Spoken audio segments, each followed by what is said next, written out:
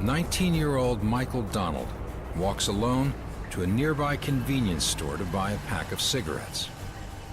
My mom called me and she said, "You need to get over here." And I go like, "Why?" She said, "'Cause Michael didn't come home last night."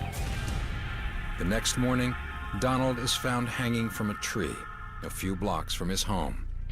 And so as I pulled up on the street, I just went to screaming. I was just screaming and hollering, and it was just uncontrollable. I couldn't stop. Donald's body, brutally beaten and strangled, hangs from a perfectly tied noose. Donald's sister, Cynthia Mitchell, goes to the morgue to identify her brother. His face was blue-purple. He had blood over his face and his hair. I knew that was my baby brother, even though his face was unidentifiable. Across the street from the crime scene, Klan leader Benny Hayes stands on his front porch, watching as the police collect evidence. Ironically, the tree that he was hung in was across the street from some property owned by Benny Hayes, who was an official of the United Klans of America, one of the most notorious Klansmen in the Mobile, Alabama area at the time.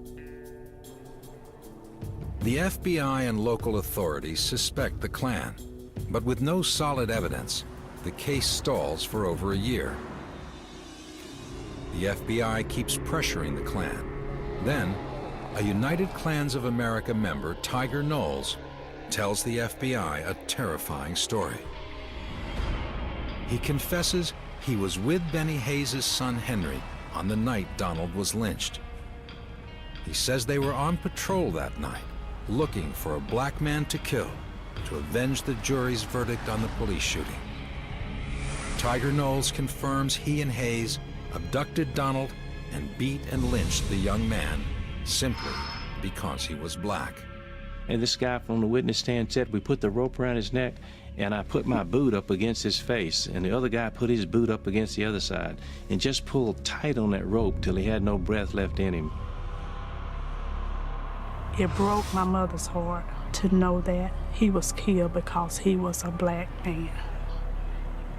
She just could not believe that they had taken her baby off the street, brutally beaten him, slashed his throat, and tied him to a tree for being who he was. A jury sentences Henry Hayes to death. Tiger Knowles is sentenced to life in prison. Donald's family sees an opportunity to strike back at the Klan and files a civil lawsuit against the United Klans of America. The Klan published a publication called The Fiery Cross, and in it, ironically, right